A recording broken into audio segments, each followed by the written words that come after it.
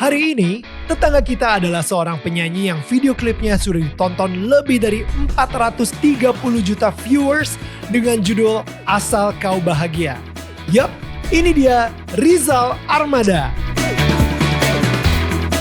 Di sini Rizal bercerita bagaimana proses perjalanan hidupnya yang ia lewati dan tidak lepas dari doa orang tuanya. Tetapi momen terindah adalah ketika dia menemukan arti tenang sesungguhnya ketika dia berserah kepada Tuhan dan membawa Rizal hingga sukses sampai saat ini. Inilah dia kisah tetangga kita.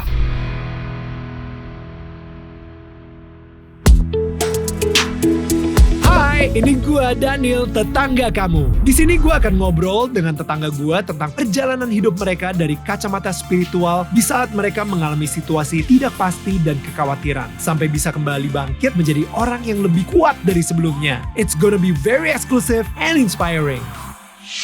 Hai semua tetangga-tetangga yang gue sayangin dan gue cintain, kembali lagi di Daniel Tetangga Kamu. Dan seperti biasa, kalau misalnya kalian pengen menjadi bagian dari tribe atau tetangga kita, langsung aja kalian bisa subscribe udah pasti, atau kalian bisa klik itu tuh, ada super thanks di situ untuk memberikan support ke kita. Dan kalian bisa menjadi again bagian dari tribe kita dengan memakai official merchandise dari kita. Langsung cek aja di Tokopedia, itu search DMN official merch, atau di sini ada QR code-nya. Kalian bisa langsung klik di situ. So anyway, ini adalah tetangga yang gue udah booking dari berbulan-bulan lalu. Dia adalah Rizal Armada. Hello brother. Thank you so much for making it. Wah, gue terima kasih banyak sudah diundang. Bro, lu padahal udah, jadi pas kita lagi ngobrol sama Ayaman ya, Ustadz Lukmanul Hakim, itu si Rizal dateng gitu kan di set gitu. Nah ini setnya yang lama tuh dia datangnya. Sekarang untuk pertama kali kita menggunakan set baru Daniel Tetangga Kamu. Dan lu adalah tetangga pertama yang menikmati set baru kita ini, bro. Ini penghormatan sekali buat saya, ini luar biasa. Terima kasih banyak. Gila terima bro. Kasih banyak. Gue yang thank you obrolan banget. Kita seru banget. Iya. Saatnya kita mengakhiri obrolan kita sekarang. Terima kasih ya. Thank you. Boleh kita tepuk tangan sekali lagi buat Rizal ya. Bye-bye semua. Kita ketemu minggu depan. Apaan sih ini? Aduh. Tapi asli Rizal ini bener-bener ya, lo kayak gue juga penasaran sih. Tadi dia nanya gitu, ini kita mau ngomongin apa? Gue sih juga nanya sama lo, mau dibawa kemana? Enggak, soalnya gini nih, yang gue tahu kan, ya apa namanya, apa ya, podcast yang kita tahu di YouTube biasanya itu kan harus narasumbernya tuh viral dulu atau apa dulu gitu kan. Kan gue kan enggak gitu. Tiba-tiba diundang di sini gitu. Gue jadi bingung kayak kita akan ngobrolin apa ya? Ya udahlah seru-seruan. Enggak, justru gara-gara podcast ini jadi viral gitu. Oke. But anyway, enggak. Tapi viralnya untuk sesuatu yang baik. Pastinya kayak gitu. Dan itu sering banget yang terjadi ketika ada seorang tetangga yang lagi share dan ternyata sharingnya itu kena banget di hati mereka gitu. Karena kita di sini kan tadi gue juga sempat bilang, kita bukan ngomongin seberapa hebat kita mencintai Tuhan, tapi seberapa hebat Tuhan mencintai kita sebagai umat manusianya gitu. Dan gue ngikutin lu juga, maksudnya dari gila men, dari dulu di zaman MTV lu udah sempet, kita udah sempet ngobrol. MTV itu masih kertas ya? Waktu yang sama lu itu enggak, udah Armada. Udah Armada ya? Wah, udah Armada. Udah lama banget. Udah Armada itu. Di mana? Kebon Jeruk yang sana lagi tuh apa? Ya. Gedung apa itu? Di Studio 3 loh. Global. Iya di Global. Iya. Di situ. Oh itu udah Armada ya? Udah Armada. Oke. Udah Armada. Cuman memang kita waktu itu udah sukses juga di mata keluarga tapi. Lu suksesnya justru gara-gara yang mau dibawa kemana itu kan? Mau dibawa kemana itu baru buka hatimu dulu, terus alhamdulillah atas izin Allah pas mau dibawa kemana jadi makin kan apa namanya, kalau musisi Indonesia itu dilihatnya bisa bisa bertahan atau enggak tuh di single kedua. Oke. Jadi single pertama tuh kan dulu tuh sering banget ada istilah one hit wonder kan. Betul. Jadi banyak banget band, penyanyi, satu single hilang. Betul. Kita waktu itu deg-degan juga nih. Tapi Buka Hatimu itu kayak baru naik 2 anak tangga. Pas mau dibawa kemana udah langsung naikin ke lebih tinggi lagi gitu. Dan setelah mau dibawa kemana, the rest is history lah. Sampai sekarang ini Armada Alhamdulillah atas izin Allah semua. It's amazing. Tapi sebelumnya gue pengen ngobrol dulu mungkin siapa sebenarnya Rizal Armada sendiri gitu. Dan maksud gue akan beda banget ya kalau misalnya kita ngomongnya Rizal Kertas gitu. Jadi siapa? Men enggak, maksudnya gini, sampai ada ibu-ibu yang namain anaknya Rizal Armada gitu, like literally. Bro, gila loh, sampai hari ini belum ada loh orang yang namain anaknya Daniel Mananta gitu. Ada, cuman mungkin lo belum tahu aja.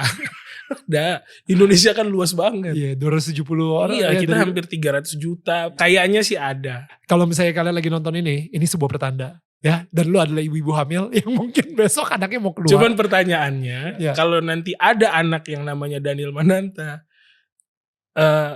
step lu ke depan tuh mau ngapain? Apa kalau biayain dia sekolah sampai tinggi?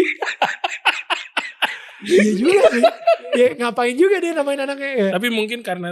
Tapi biasanya nggak literally baku banget semua nama. Biasanya dia cuman kalau si ibu itu, kalau gue juga nggak tahu itu kenapa ibu tuh bisa begitu ya. Tapi kalau ini gue iniin sama diri gue sendiri, nyokap gue tuh ngefans banget sama Sandi Nayawan. That's why nama gue ada Sandinya. Betul. Sandi Rizal Adi Pradana. Tapi biasanya orang tuh kan cuman ngambil sepotong-sepotong aja. Nah kalau dijadiin semua jadi kayak Rizal Armada atau Daniel Mananta, gue gak tahu sih. But anyway bro, let's lu sendiri mempunyai bokap dari Solo. Bokap Palembang, nyokap Solo. Dan lu lahir di Solo dan gedenya di Palembang gitu. So masa kecil lu tuh seperti apa sih? Masa kecil gue Palembang itu udah bukan kota besar sebenarnya. Kota besar di Sumatera. Tapi tidak kayak Jakarta gitu. Atau Medan gitu.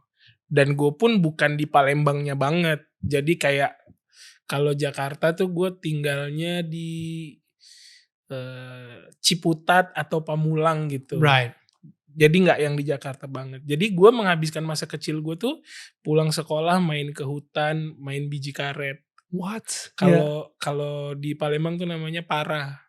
Jadi dicetak-cetakin gitu ya. Diadu sama teman-teman. Siapa yang pecah duluan gitu. Itu main di sungai, mandi di sungai. Wow. Terus ya masa kecil yang menyenangkan sih sebenarnya. Walaupun memang ya zaman dulu tuh masuk Nintendo. Ada juga lah Nintendo apa segala macam, tapi masa kecil gue habisin kegiatannya di luar semua bareng temen-temen tuh. Gitu. Dan kalau dari segi keluarga sendiri, dari bokap nyokap sendiri, bokap kerja apa saat itu? Bokap waktu itu kerja di salah satu perusahaan elektronik gitulah. Oke. Terus nyokap ibu rumah tangga sekaligus ini. Nyokap tuh alhamdulillahnya punya keahlian memasak. Jadi beliau waktu itu bantu bokap di ekonomi dengan jualan pempek. Terus kadang-kadang jualan baju juga. Jadi dia ambil baju di pasar gitu, di toko, terus dia jual lagi ke tetangga-tetangga kita yang begitu-gitu. Oke. Dan sebenarnya kan nggak tahu ya, lu emang dari kecil tuh udah suka nyanyi atau di-push sama keluarga untuk nyanyi? Di-push sih enggak. Cuman di rumah itu bokap tuh punya koleksi kaset. Zaman dulu tuh kaset. Nah beliau tuh seneng banget denger koleksi kaset. Beliau tuh ada satu lemari gede gitu isinya kaset semua. Nah dan nggak tahu ya, mungkin kalau gue sih percayanya apa yang sering kita dengar mungkin itu di alam bawah sadar masuk. Terus mungkin juga Allah kasih gue kemampuan untuk bernyanyi karena dari kakek itu ada darah seninya. Mungkin darah seninya dari situ. Kalau bokap sama nyokap nggak bisa nyanyi. Bagus suaranya buat mereka sendiri. Tapi kalau buat ini sih mereka nggak pernah keluarin suaranya gitu. Jadi darah seni gue tuh kayaknya ngalirnya dari kakek. Eyang kakung dari bokapnya nyokap gue. Nah tapi musik itu udah masuk dari kecil. Bokap punya koleksi kaset, terus juga waktu kecil kalau kata bokap tuh gue punya keberanian lebih dibanding anak-anak kecil yang lain yang seumuran gue gitu. Untuk perform maksudnya? Untuk perform. Okay. Jadi zaman kecil tuh bokap cerita gue tuh udah bisa yang naik meja makan, terus pakai jaket kulit diputer-puter gini kayak Ahmad Albar kata bokap tuh begitu. Yeah. Berarti gue sih lupa ya sebenarnya ya, karena itu kan umur 5 tahun, 4 tahun, 5 tahun atau 6 tahun gitu. Gue lupa detailnya, tapi kayaknya kesenangan bokap untuk menikmati suguhan perform dari musik dan segala band segala macam. Itu yang gue lihat juga di masa kecil. Right. Terus guanya mungkin punya kecenderungan untuk itu gitu. Kayaknya sih seperti itu. Dari kakek sendiri nggak pernah kayak ngajarin lu nyanyi misalnya? Enggak pernah. Okay. Dan gue pun merasa gue bisa bernyanyi itu pada saat SMA. Oke. SMP. Okay. SMP. Jadi gue ada rasa percaya diri, kayaknya suara gue lebih bagus dari teman-teman sekelas gue deh. Apa sih, pas lagi karaoke gitu atau? Enggak, jadi SMP gitu tuh kita ada hobi, kalau di Jawa tuh namanya kelotean. Kelotean tuh ini, gendangan di meja belajar. Oke. Gitu, apalagi di Solo kan, gue sekolahnya kan SMP tuh di Solo. Right. Waktu itu lagi hype-nya banget almarhum Om Didi Kempot yang stasiun balapan. Jadi kalau guru lagi selesai, nah jeda nunggu guru yang lain datang tuh mulai tuh kelotean gitu. Terus gila, kayak High School Musical gitu ya. Semacam tiba-tiba ada yang naik di atas meja, habis itu mereka mulai nyanyi gitu. Ya. Kita bandel banget sih. Jangan ditiru ya adik-adikku sekalian. Jadi terus gue kayak punya kecenderungan untuk bernyanyi. Oke. Kalau gitar apa segala macem tuh tidak menguasai. Terus dibanding teman-teman sekelas, gue ngerasa kayaknya suara gue paling menonjol lah. Gila ya, kita ini kayak bener-bener ekstrim yang sangat berbeda bro. Jadi ketika gue nyanyi, gue sadar banget suara gue jelek parah. Mungkin kesadaran itu yang gue juga punya, tapi di posisi yang sebaliknya gitu. Wow, suara gue lebih bagus. Wow, suara gue jelek banget di antara teman-teman lain. Dan itu kan juga nggak bisa. Maksudnya gini, kesadaran itu kan juga ditambah dengan circle kita yang mensupport itu kan. Nggak bisa kita yang, wah suara gue lebih bagus dari teman-teman gue yang lain. Yeah. Tapi teman-teman kita, apaan sih lu gitu. Kan itu juga memaksakan ego kan namanya. Tapi teman-teman lu support. Tapi kalau gue waktu itu begitu. Jadi pada yang nyanyi, gue yang dikasih jatah bagian gitu. Nah di SMP itu pula, pas lihat Sheila on 7 pertama kali keluar dengan bukan pertama kali, single keduanya Dan gue lihat tuh kan acara Delta lah kalau nggak salah kan zaman itu. Terus gue lihat oke, gue bisa lebih bagus nih nyanyi dari Mas Duta nih. Wow. Itu ada salah satu triggernya gitu. Wow. Walaupun sampai sekarang gue tidak bisa mewujudkan mimpi itu. Mimpi yang itu gue gak bisa wujudin. Nyanyi lebih bagus dari Mas Duta. Karena beda lah suara, maksudnya karakter suara kalian kan emang beda gitu. Iya, bagus bukan secara merdu ya. Tapi kalau gue tuh penilaian gue soal suara bagus atau enggak itu rasa sebenarnya. Jadi walaupun dia nyanyinya kayak Beyonce dengan lekukannya yang banyak banget. Tapi kalau gak ada rasa, ya buat gue, ya ini kan subjektif ya. Betul. Buat gue kurang. Tapi kalau kayak almarhum Om Krisya gitu, dengan nyanyi yang sepertinya biasa saja, lempeng aja, tapi rasanya dapet, buat gue itu bagus banget. Betul. Gitu. Betul. Nah itu pas balik lagi lihat Mas Duta tuh, kayaknya ada trigger yang kepantik di badan gue gitu. Kayak oke, sepertinya dunia tarik suara akan jadi masa depan gue gitu. Ditambah SMA ngeband sama teman-teman, terus didapuk jadi vokalis juga. Lalu alhamdulillahnya kan gue berasal dari keluarga yang sangat kaya banget hatinya. Jadi wow. Penuh dengan biji karet di sekitaran gitu kan. Iya, jadi secara ekonomi mungkin kami biasa-biasa saja, tapi secara hati insya Allah kaya. Adalah pokoknya. Nah, jadi gue tuh di SMA itu berpikiran untuk kayaknya gue daripada membebani orang tua gue gitu, karena gue juga tahu kan, maksudnya orang tua gue pendapatannya bagaimana. Gue coba ini ngamen aja, karena gue tahu potensi suara gue sepertinya oke. Tidak yang gue bagus banget, enggak, tapi sepertinya oke. Terus pada saat itu juga karena kan udah punya pondasi itu bahwa kayaknya dunia tarik suara akan jadi masa depan gue kan. Gue mikirnya ngamen ini bukan cuma cari duit, tapi juga ngelatih mental gue untuk ketemu orang, terus juga melatih suara yang pasti kan. Nah alhamdulillahnya pas ngamen itu orang-orang banyak yang suka. Jadi ngamennya dari satu warung ke warung makan. Jadi kita rumah makan tendaan gitu lah. Oke. Modelnya tenda-tendaan. Jadi ngamen, gitu. bentar. Gue pengen nanya. Kalau ngamen itu kan biasanya kayak ke lampu merah, ke mobil-mobil, abis itu lu kayak ditolak gitu karena kayaknya. Lu nggak pernah kalau lampu merah pernah. Waktu yang di SMP. Tapi itu teman-teman gue tahu suara gue bagus. Terus kita malam ngumpul, terus kayak mau beli gorengannya lah apa segala macem, nggak punya uang kan, udahlah ngamen dulu aja yuk gitu. Ngamen dulu di lampu merah gitu waktu zaman SMP. Sempat ketahuan sama om gue, jadi tidak dilanjutkan lagi lah kegiatan itu. Bisa ketahuan sama om lu itu gara-gara apa? Dia lagi di motor. Rizal?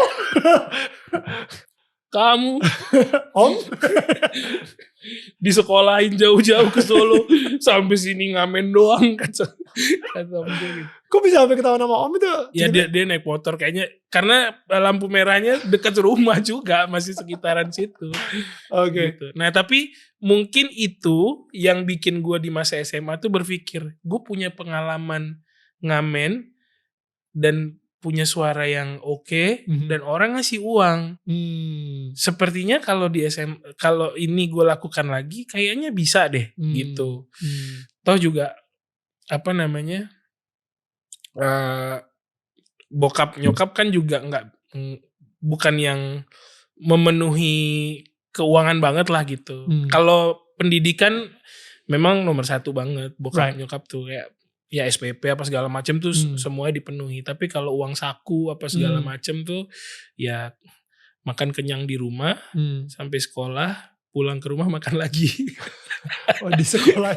Di sekolah ya puasa. Karena papa dulu begitu, gitu kata bokap gue. Gitu. Tapi memang bokap begitu karena memang keadaan ekonomi juga begitu kan. Ya, dan makanya nyokap sendiri juga membantu ya, dengan jualan pempek dan gitu. tadi. Nah, pas di SMA itu gue udah punya kecenderungan bahwa kayaknya orang nggak akan nolak gue untuk nyanyi deh. Jadi malam tuh gue di ngamen, dapet uang 50.000 waktu itu per malamnya. Setengahnya gue pegang, setengahnya gue kasih ke nyokap gue. Nyokap gue nggak mau. Kata nyokap gue, tugas nyari uang itu bukan tugas anak, tapi tugas orang tua. Jadi mama nggak ngerestuin sebenarnya Mas Rizal tuh begini gitu. Tapi waktu itu gue bisa meyakinkan nyokap gue bahwa uang yang gue pakai ini, uang yang gue ambil dari hasil dari ngamen ini tidak gue gunakan untuk yang aneh-aneh. Ini kan gue ini untuk keluarga, untuk bantu. Boleh lah, maksudnya kayak gue udah gede, udah SMA. Kayaknya boleh kali ya, gue sudah bisa membantu perekonomian keluarga gitu. Nah itu yang bikin nyokap akhirnya ya udahlah gitu. Boleh gitu. Tapi itu pun nggak yang tiap hari banget juga nih. Ngamen di warung-warung. Itu nggak yang setiap hari juga. Tapi sering gitu. Tapi ada momen dimana lu kayak ditolak atau lu iya. diusir dan lain-lain. Iya pastilah. Ya sama aja kayak kita kalau kita lagi makan, kalau ngerasa tidak nyaman dengan ada yang ngamen gitu kan pasti ada penolakan, tiap orang kan punya ininya masing-masing. Tapi pernah juga gue yang ada satu momen gue nyanyi, ada couple gitu, mereka lagi makan. Terus si perempuannya suka mungkin ya dengan suara gitu. Terus dia request lagi, terus dia ngasih uang 100.000, terus mereka ribut habis itu. Apain gitu kali ya. Ya gue kan udah dikasih ya. Berarti kan jatah gue kan ya udah halal nih ya. Kalian ribut ya silakan. Gue pindah lagi warung yang lain. Ya udahlah. Gitu ya silakan. Oh wow. Tapi ya maksudnya itu tuh momen-momen yang kayak gitu tuh yang membuat kepercayaan diri gue semakin tinggi. Gue semakin ngerasa kayak oh kayaknya bener nih, gue punya kekuatan di suara gue sih, gue bisa nyanyi gitu. Dan suara gue nggak jelek. Kayaknya gue harus bantu keluarga. Guanya bantu keluarga untuk cari uang. Toh gue punya kemampuan kok. Teman-teman gue ada beberapa yang bilang gue overconfident soal itu. Tinggal di Jakarta, uang pas-pasan apa segala macam. Namanya orang tua kan pasti, wah anak gue di sana makan apa segala macam gitu kan. Mereka udah mulai tarik-tarikin, ayolah pulang aja lah. Pas bikin album yang kedua, pada saat pengerjaan itu desakan dari orang tua tuh semakin kenceng. Buka Hatimu naik, baru mulai airplay kenceng di radio, usus buntu. Wow. Kata dokter istirahat 3 bulan. Teman-teman yang lain, aduh kayaknya emang kita udah nggak boleh ngeband.